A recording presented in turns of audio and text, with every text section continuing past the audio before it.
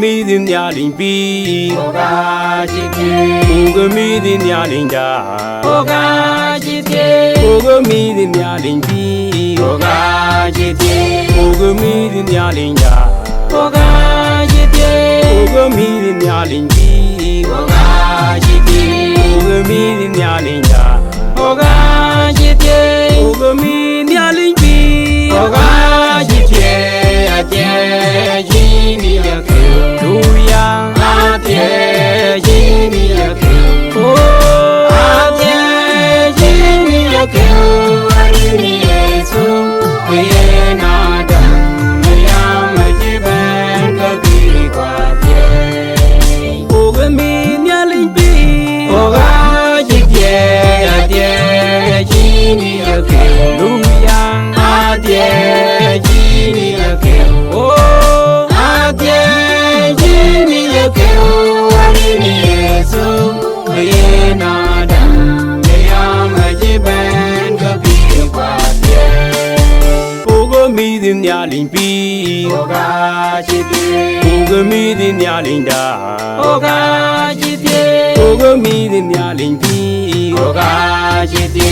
Oga mi din ya ling da Oga jite Oga mi din ya ling pi Oga jite Oga mi din ya ling da Oga jite Oga mi din ya ling pi Oga jite Ate jini yake Luya Ate jini yake Oh Ate jini yake Warini Yesu Oye nada Mayama jiben Kabiri kwa te Oga mi din ya ling pi Oga jite Ate jini yake Luya Ate jini yake Oh Ate jini yake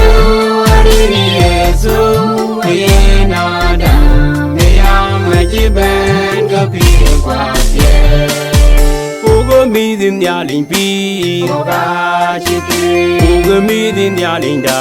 Oga jite Oga mi din ya ling pi Oga jite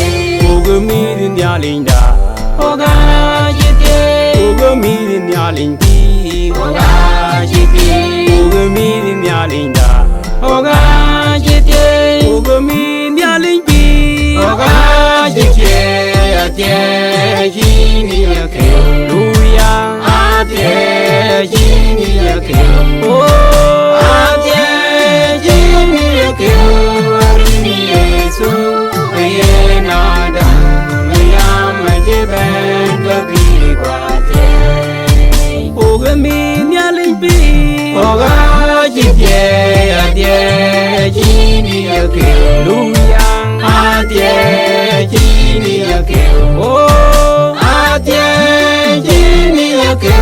Warini Yesu Oye nada Mayama jiben Kabiri kwa te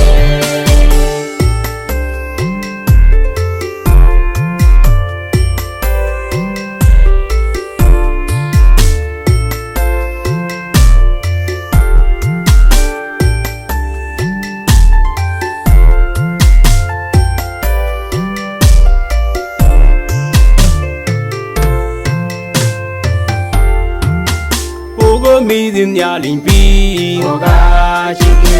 Oga mi din ya ling da Oga jite Oga mi din ya ling pi Oga jite Oga mi din ya ling da Oga jite Oga mi din ya ling pi Oga jite Oga mi din ya ling da Oga jite Oga mi din ya ling pi Oga jite Ate jini yake Luya Ate jini yake Oh Ate jini yake Warini Yesu Oye nada Mayama jiben Kabiri kwa te Oga mi din ya ling pi Oga jite Ate jini yake